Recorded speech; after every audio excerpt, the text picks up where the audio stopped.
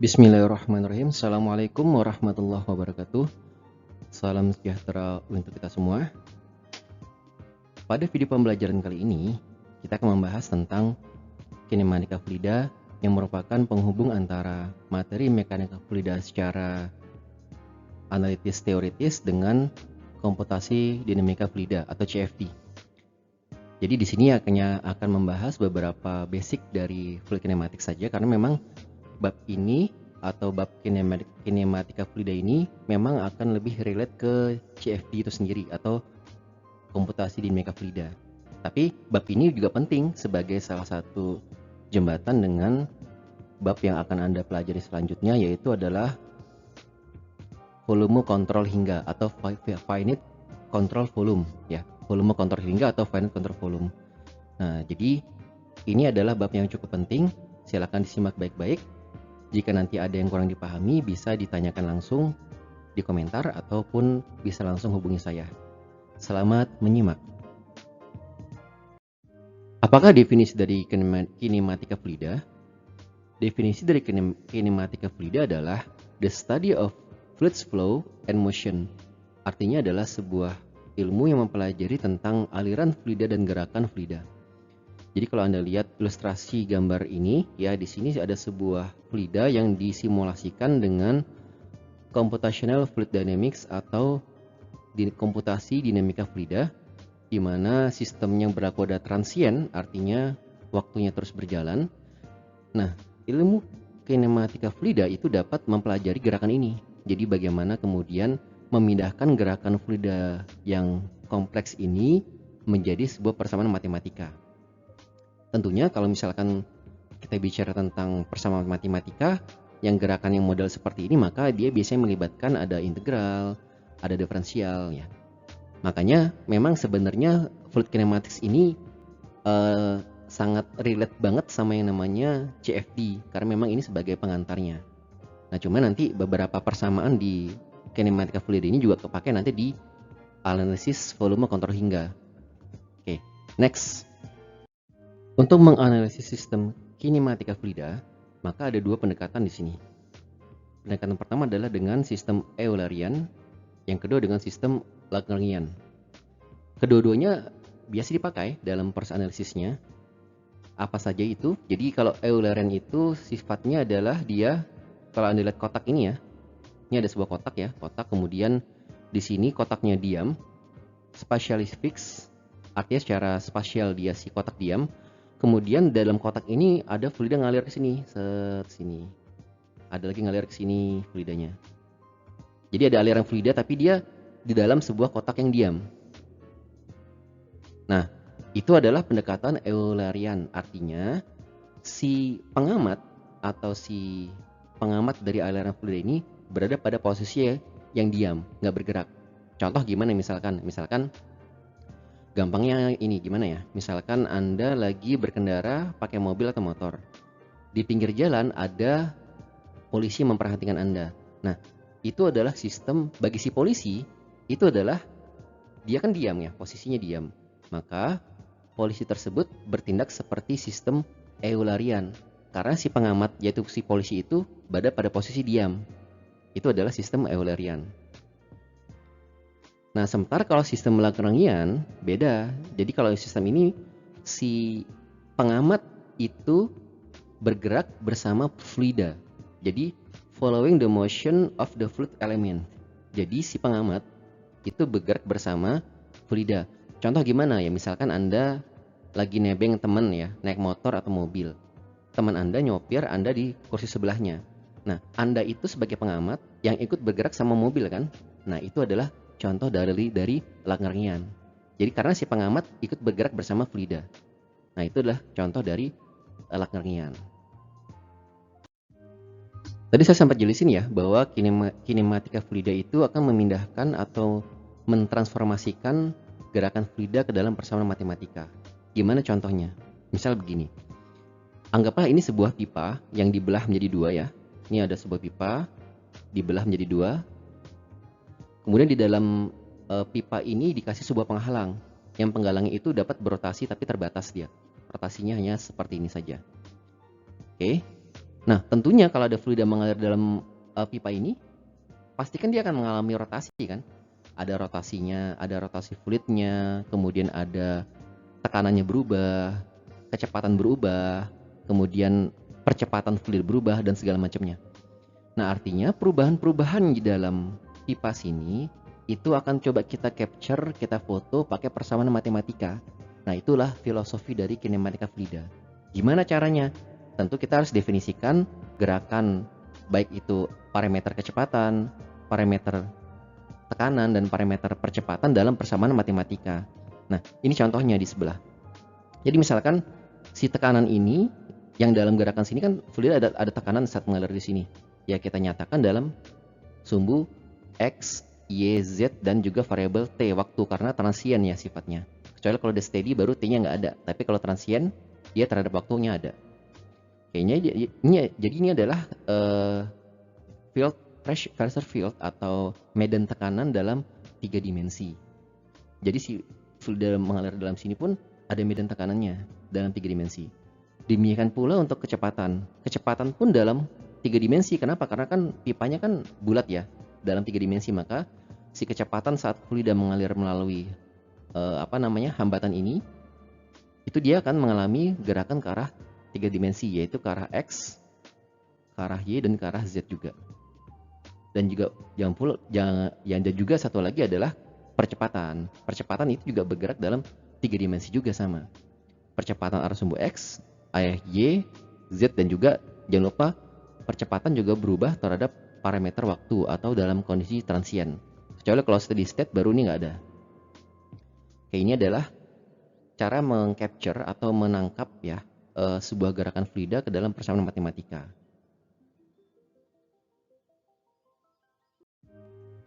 Sekarang kita akan mendefinisikan kecepatan dan percepatan dalam sebuah persamaan matematika. Seperti tadi sudah saya jelaskan pada slide sebelumnya, bahwa saat kita ingin memfoto atau mengcapture gerakan fluida dalam persamaan matematika, maka kita membutuhkan beberapa tools atau beberapa alat bantu. Alat bantunya apa yang matematika, misalkan vektor pasti, kan vektor. Yang kedua adalah diferensial. Kenapa vektor? Karena ternyata vektor itu diperlukan saat kita menganalisis gerakan fluida yang bergantung kepada arah. Ada arah, pasti ada vektor. Yang kedua, kenapa diferensial? Diferensial itu filosofinya adalah perubahan. Ketika ada sebuah perubahan sesuatu, maka bisa kita definisikan sebagai sebuah diferensial. Seperti ini contohnya misalkan. Misalnya kita punya persamaan V, X, Y, Z, ya misalkan persamaan 3 dimensi. Nah, kemudian ternyata kalau kita lihat lagi, capture lagi lebih dalam dari gerakan fluida di dalam sebuah sistem itu, maka sebenarnya dia ada juga yang namanya vektor. Jadi bukan cuma kayak gini aja, tapi ada lagi vektornya. Apa vektornya? Nah, seperti ini. Jadi ternyata di masing-masing sumbu ini pun akan punya kecepatan yang masing-masing akan bergerak ke arah sumbu X, Y, dan Z-nya juga. Itu arah vektornya. Nah, makanya sebenarnya ini bentuk detail lagi dari yang ini. Bentuk detailnya lagi. Karena ternyata kalau kita lihat lagi gerakan fluida dalam sebuah, anggaplah pipa lah, maka dia akan sangat kompleks. Makanya ketika kita ingin mengcapture gerakan fluida itu dalam sebuah persamaan matematika, ya kita harus masukkan ke dalam sebuah vektor. Walaupun nanti misalkan dalam analisisnya nggak semua kepake, tapi nggak apa-apa, ini kan bentuk umumnya dulu. Ini bentuk umum dari vektornya dulu, vektor kecepatan. Baru nanti kita lihat boundary condition atau batas kondisi seperti apa. Apakah dipakai X, U, V, dan W ataukah tidak, dan seterusnya. Dan itu nanti bisa disesuaikan dengan boundary condition atau batas kondisinya. Nah, kemudian kalau kita bicara perubahan, maka ada diferensial.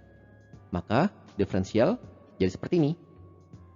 Ketika ada perubahan kecepatan, maka jadilah percepatan. Maka percepatan partikel dari sebuah fluida yang bergerak di dalam sebuah sistem kinematika fluida dapat dinyatakan dengan persamaan diferensial seperti ini. Do V per do T tambah U do V per do X tambah V do V per do Y tambah W do V per do Z. Do itu apa? Do itu adalah diferensial parsial. Artinya si V ini itu punya arah lain, gak cuma satu arah. Apa arahnya? Ya arah X arah Y dan arah Z. Maka definisinya sebagai diferensial parsial.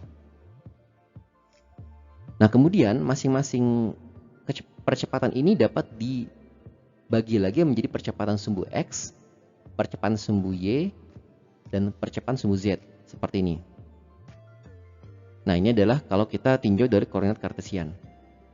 Jadi ketiga masing-masing AX, Y, dan AZ ini merupakan turunan dari sini. Nah, inilah yang nanti kalau Anda nanti pakai software-software ANSYS ya, software-software komputasi dinamika fluida lainnya, ini yang akan nanti dihitung sama si softwarenya. Jadi ini ibaratnya dalamannya si siapa? Si software-software penghitung komputasi dinamika fluida. Apa sih bagian dalamnya dari software itu? Ya persamaan-persamaan kayak gini. Cuma nanti dia ada iterasinya, ada simulasi komputernya dan segala macamnya, akan jadi seperti ini. Tapi sebelum jadi gambar yang tadi Anda lihat di awal-awal tadi itu, ya dia kayak gini persamaan matematikanya. Nah, jadi persamaan ketiganya ini adalah percepatan vektor pada koordinat kartesian. Apakah ada lagi koordinat yang lain? Ada. Contoh misalnya koordinat bola, koordinat silinder. Tapi untuk saat ini kita cukup fokus ke koordinat kartesian saja. Yang koordinat bola dan koordinat silinder tidak usah dipelajari. Ya, sebelumnya kita sudah membahas tentang bagaimana cara menyatakan gerakan aliran fluida di dalam bentuk diferensial dan vektor. Nah, tapi kan tadi terlalu panjang tuh persamaannya tuh. Contohnya ini ya, misalkan ya. Ini persamaan partikel dinyatakan dalam bentuk seperti ini kan terlalu panjang. Ibaratnya nulisnya nggak efisien lah. Nah, oleh sebab itu dibuatlah sebuah persamaan yang akan memperpendek atau memperingkas penulisan dari diferensial seperti ini. Itu disebut dengan material derivatif. Jadi sebenarnya filosofi dari material derivatif itu sebenarnya hanya menyederhanakan penulisan diferensial pada sebuah medan aliran menjadi lebih ringkas atau lebih sederhana. Tapi maksudnya sama, kesini-sini juga, cuma maksudnya diringkas penulisannya. Nah, ini adalah persamaan umum dari material derivatif, di mana D dikosongkan sengaja, jadi nanti bisa diisi apapun. D per dt sama dengan do per dot tambah V dot segitiga kebalik ini. Atau operator gradien bisa disebutnya ya, operator gradien. Nah, ini apa? Ini adalah persamaan dari aliran fluida dalam medan aliran. Umum, bisa dipakai apapun, tergantung variabel apa. Nah, jadi nanti ini disebut dengan material derivatif. Material derivatif adalah sebuah sistem matematika yang akan menyederhanakan penulisan dari diferensial dan vektor yang panjang menjadi lebih ringkas, tapi dalam maksud yang sama. Maksudnya ini juga cuma ditulis dalam bentuk ini. Gimana contohnya? Misalkan kita mau menulis variabel kecepatan ya. Nah, misalnya kecepatan kita tulis, maka dv per dt sama dengan dov per dot plus v dot operator gradien v vektor. Nah, ini itu kalau dijabarin sama kayak gini juga. Yang tadi saat sebelumnya. Sama seperti, jadi tapi ini akan ditulis ringkas menjadi seperti ini. Jadi sebenarnya ini sama itu tuh sama aja. Sama ya. Sama. Jadi nanti ini merupakan satu kesatuan, cuma beda penulisan saja. Tapi kalau gini kan nulis lebih ringkas, maka disebut dengan material derivatif. Nah, ini adalah disebutnya apa? Material acceleration, karena dv per dt itu adalah percepatan. Bisa juga tekanan. Kalau terjadi tekanan adalah dp per dt sama dengan do p per dot tambah v dot operator gradien dikali v. Ini disebut dengan apa? Material pressure. Dan seterusnya. Jadi sebenarnya ini itu merupakan, yang ini juga merupakan penyederhanaan penulisan dari yang panjang seperti ini. Jadi lebih ringkas, itu disebut dengan material derivatif. Berikut ini adalah contoh untuk beberapa pola aliran dalam sebuah aliran fluida. Saya ambil contoh misalkan sebuah bola yang dilalui atau dialirkan sebuah fluida di sekelilingnya, seperti pada gambar ini. Nah, di sini ada beberapa fenomena pola aliran yang bisa kita pelajari dari sudut pandang mekanika fluida. Yang pertama adalah kalau misalkan ada partikel-partikel tunggal di sini, Di sini ada partikel tunggal ya di sini. Nah, ini akan membentuk sebuah jalur gerakan dari partikel tunggal ini. Nah, ketika partikel tunggal atau satu partikel membentuk sebuah jalur atau path travel, maka disebut dengan path lines. Ini adalah definisi dari path lines. Nah, kemudian bagaimana ketika sebuah vektor kecepatan dari sebuah arah aliran fluida, misalkan pada gambar ini ya, ini ada vektor kecepatan ke arah sini.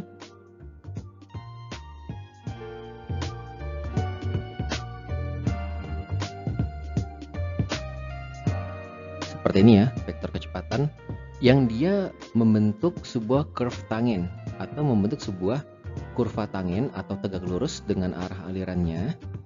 Maka ini disebut dengan streamlines.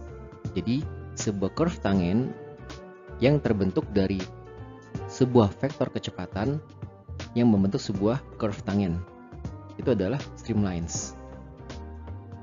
Disebut dengan streamlines. Jadi kata kuncinya kalau streamlines itu adalah sebuah vektor kecepatan pada arah aliran fluida yang membentuk curve tangen atau tegak lurus dengan arah alirannya. Di sini keywordnya adalah curve tangen itu sendiri.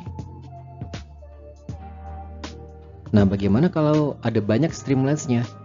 Disebutnya dengan stream tubes. Nah, seperti ini. Jadi stream tubes ini adalah kumpulan dari banyaknya streamlines pada satu sistem aliran fluida. Oke. Kemudian bagaimana kalau kemudian ada banyak partikel yang membentuk sebuah satu gerakan pada rentang waktu tertentu? Nah, itu disebut dengan streak lines.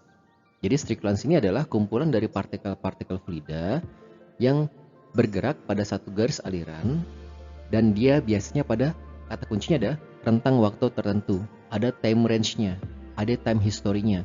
Nah, itu adalah streak lines. Ingat ya, kata kunci adalah time range di sini. Ada rentang waktunya. Kalau streamlines kata kunci adalah curve tangen dari vektor kecepatan. Kalau path line kata kuncinya adalah individual particle atau partikel tunggal. Sekarang kita akan belajar bagaimana cara menurunkan atau mendapatkan persamaan dari streamlines pada sebuah aliran fluida. Ambil kasus misal begini. Misalkan ada sebuah streamlines seperti pada gambar ini. Ini adalah streamlines-nya. Seperti ini ya. Nah, kemudian ambil satu partikel saja untuk sebagai contoh ya, karena kita akan mencoba menurunkan persamaan matematikanya. Satu partikel ini yang di merah ini punya vektor kecepatan v. Seperti ini ya, vektor kecepatan v. Nah, vektor kecepatan ini ternyata dia tegak lurus dengan arah alirannya. Jadi kita bisa pecah kepada sumbu x dan sumbu y, di mana sumbu x-nya kalau kita pecah vektor kecepatan v ini kita pecah ya, karena dia tegak lurus dengan arah alirannya, maka bisa dipecah jadi vektor u dan vektor v. Di mana vektor v dan u kalau dijadikan rasional vektor ya jadinya vektor v ini, jadi sama aja. Cuma metode pemecahan vektor seperti metode poligon ya, metode poligon. Nah, kemudian vektor-vektor ini karena kita cuma ambil satu partikel, kita ambil ukuran infinitesimalnya, ukuran kecilnya. Disebutnya misalkan sini dr untuk vektor v-nya, dy itu vektor y-nya, vektor v-nya, dan dx itu adalah vektor u-nya. Kita ambil infinitesimalnya. Ini biasanya kalau di matematika sudah masuk ke bagian terkecilnya. Karena kan kita sebenarnya streamlines ini kan salah satu aplikasinya ke komputasi dinamika fluida. Kalau komputasi dinamika fluida itu relate banget sama yang namanya diferensial. Maka kita ada dy, dx kayak gitu, ya. Oke, kemudian karena dia ini kata kunci curve tangen atau tegak lurus tadi, maka kita bisa nyatakan dr, dx, dan dy ini ke dalam persamaan matematika yang seperti tangen. Tangen itu kan depan per samping ya, jadi bisa kita pecah jadi seperti ini. dr per v sama dengan dx per u sama dengan dy per v sama dengan dy per z.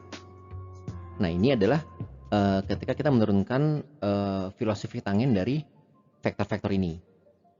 Nah, namun kalau dalam konteksnya cuma dua dimensi, x dan y saja ya, kita tinggal hilangkan yang dz-nya, sehingga jadinya cuma yang ini, dy per dx sama dengan v per u. Nah, ini adalah persamaan streamlines pada sebuah garis aliran fluida yang hanya dua dimensi saja, yaitu x dan y. Berikutnya kita akan menurunkan persamaan matematika untuk path line dan streak lines. Walaupun sebenarnya untuk path line dan streak lines ini sifatnya dia masuk kepada pendekatan aja ya, approximation aja. Sebenarnya untuk yang path line streak lines ini akan lebih tepat kalau dibahas di komputasi dinamika fluida. Tapi nggak apa-apa untuk just to add our knowledge aja ya. Dan kemudian misalkan kita pertama path line ya. Path line itu definisi apa? Sebuah partikel fluida kan. Jadi sebuah partikel fluida, misalkan saya gambarkan seperti ini. Ini ada partikel fluida ya di titik ini, kemudian dia jalan ke titik ini. Dan dia kalau path line itu dia ninjaunya satu partikel ya. Cuma satu partikel aja. Nah, kita bisa dekati aproksimasi dengan persamaan seperti ini. Di mana tracer particle location pada at time t, jadi misalkan di sini adalah T0. Misalnya ada T di sini. Misalkan gitu ya. Jadi ini T0 ada T awal, T akhir adalah T gitu ya, misalkan. Jadi bisa kita nyatakan dengan X atau posisi akhir sama dengan posisi awal ditambahkan integral dari VDT, integral dari waktu akhir T terhadap T0 atau waktu awal terhadap VDT-nya. VDT dari siapa? VDT si partikel ini. Kan partikel bergerak punya kecepatan V kan?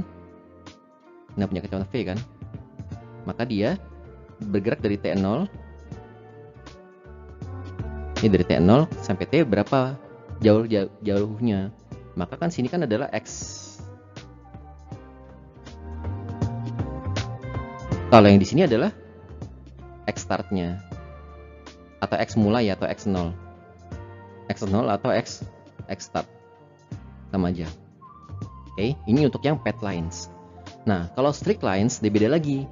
Dia adalah bahasa itu mentrajektori atau mengikuti gerakan partikelnya. Streak lines itu definisi seperti itu. Maka jadi misalkan ada sebuah partikel di sini, dia akan gerak sini. Nah, ini streak lines gitu. Jadi ada kumpulan itu seperti ini. Nanti dia bentuk sebuah garis aliran seperti ini. Nah, beda kalau path lines kan satu partikel. Nah, kalau streak lines dia ada banyak partikel dia. Ada banyak partikel. Jadi dia tuh ibaratnya itu kayak seperti gerbong kereta. Jadi ibarat kereta satu, kereta berapa. Jadi kan ini kereta di depannya ada kereta kepala kereta ya, atau lokomotifnya, di belakangnya adalah gerbong keretanya. Nah, ini seperti itu streak lines. Streak lines. Nah, ini gimana cara ngitungnya? Sebenarnya hampir sama persamaan matematikanya. Cuma dia filosofi matematika yang berbeda. Jadi kalau misalkan integrate tracer particle location, jadi tracer particle location integrated itu artinya dia dari awal sampai akhir. Ya, dari awal sampai akhir. Jadinya adalah X ini adalah posisi akhir, X injection. Nah, dari mana kata-kata injection? Karena biasanya kalau untuk streak lines itu dipakai sebuah dye atau apa ya, semacam pewarna gitu. Kalau di kalau di sebuah percobaan aliran fluida dia pakai semacam dye gitu, semacam tinta ya, anggaplah tinta lah ya. Jadi dia kalau misalkan di sini dikasih tinta, misalkan di sini dikasih tinta ya, dikasih tinta injection.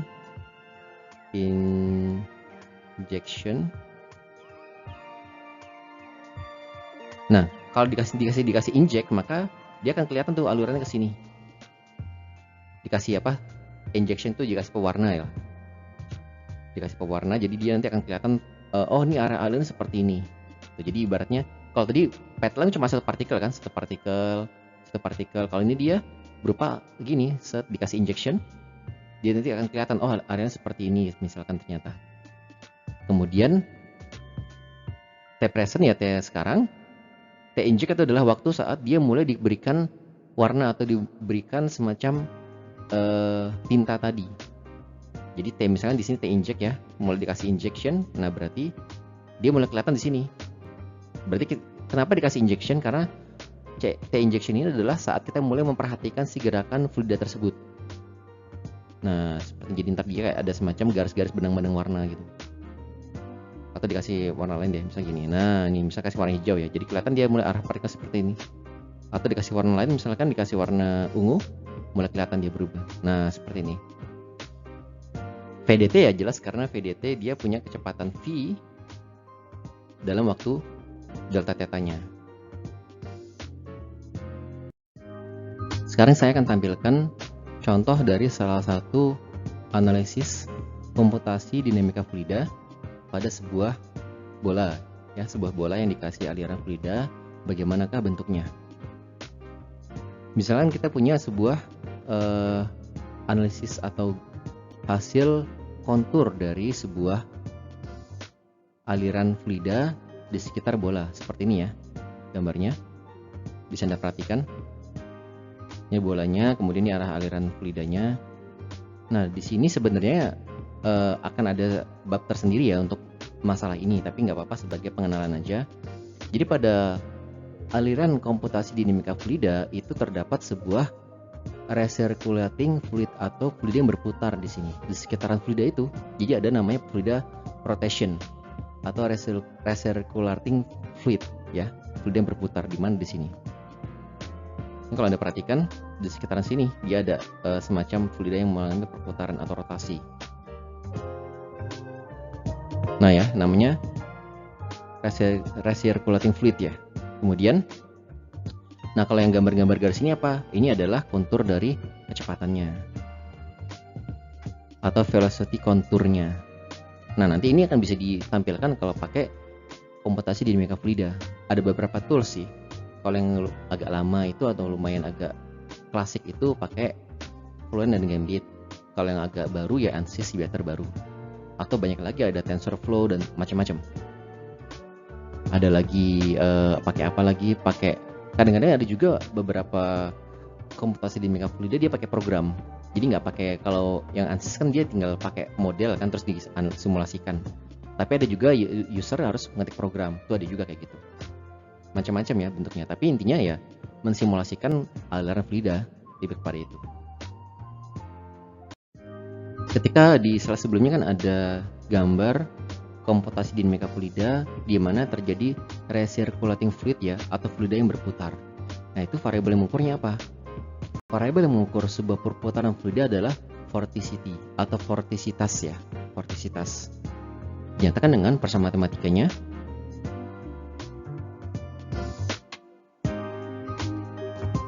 Ini saya juga nggak tahu simbolnya apa nih ya. Jadi pertama ini sama dengan operator gradien di-crosskan atau kalikan silang dengan vektor kecepatan pada 3 sumbu. Ada sumbu X, sumbu Y, dan sumbu Z. Dimana nanti ini bentuknya adalah, kalau Anda pernah menyimak yang di materi derivatif, ini ada perkalian silang ya, perkalian silang antar vektor, dimana dikalikan silang antara diferensial X, Y, X do Y do Z dikalikan silang dengan vektor kecepatan 3 dimensi Px atau U, V, dan W. Jadi vektor kecepatan sumbu X, vektor kecepatan sumbu Y, dan vektor kecepatan sumbu Z itu dikalikan silang jadilah vortisitas ya. Atau disebut juga dengan simbolnya curl V. Sama aja, jadi ini sama ya. Nah, untuk menghitung vektor atau perkalian silang digunakan aturan tangan kanan seperti pada gambar di samping. Jadi misalkan aturan tangan kanan misalkan A dikalikan silang dengan B, maka hasil adalah C, di mana kalau ke atas positif, ke bawah negatif. Jadi cara menentukan positif negatifnya itu adalah dari aturan tangan kanan ya, seperti itu. Nah, kemudian bagaimana dengan kecepatan sudutnya dari putaran itu? Sama, ada juga parameternya, tapi dia hanya menyatakan kecepatan sudut sama dengan setengah dari vortisitas. Jadi omega Omega sama dengan setengah dari vortisitas, atau setengah dikali operator gradient dikalikan cross dengan V atau vektor kecepatan sama dengan setengah dari curl V, atau sama dengan setengah dari vortisitas.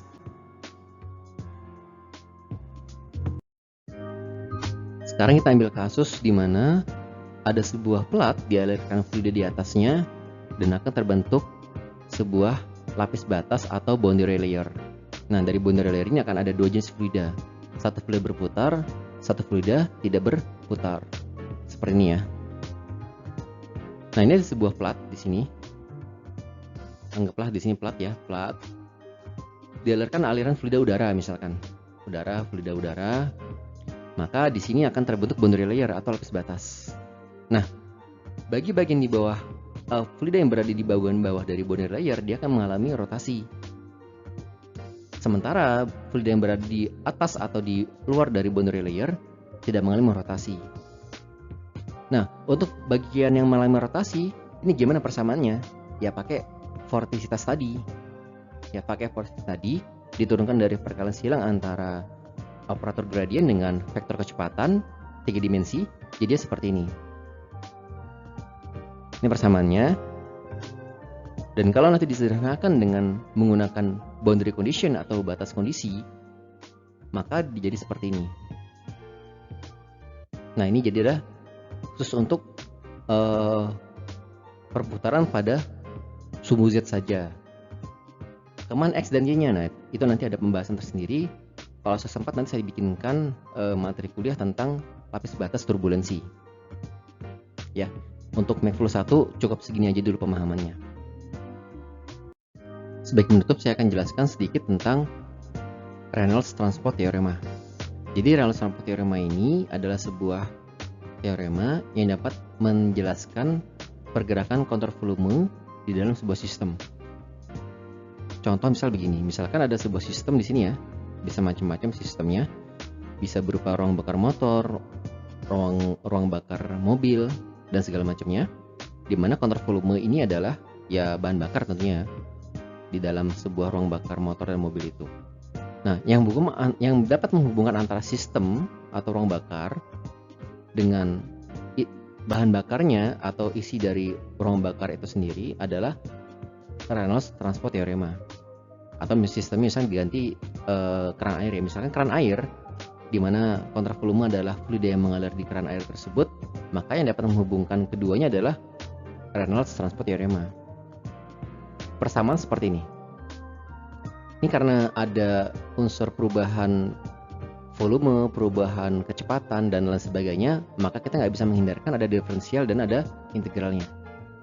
Di mana dB sistem per dt sama dengan dou per dot T integral CV atau kontur volume Rho dikali B dikali dV, V nya V volume ditambah integral CS kontur surface dikali dalamnya ada Rho mas jenis dikali B dikali V dot N dA ya. Integral CS Rho B V dot N dA ya. Nah, kemudian persamaan ini akan menjadi basic dari persamaan-persamaan yang lain yang nanti akan Anda dapatkan di analisis volume kontur hingga atau finite contour volume analysis. Ini persamaan ini ya, ini basicnya ke sini ya. Nah, jadi persamaan ini nanti bisa dijadikan persamaan semacam. Misalnya kita ganti dB sistem ini dengan yang lain bisa. Yang BB di sini ini bisa kita ganti dengan parameter yang akan kita analisis. Bisa macam-macam parameternya. Nilainya juga bisa bermacam-macam, ya.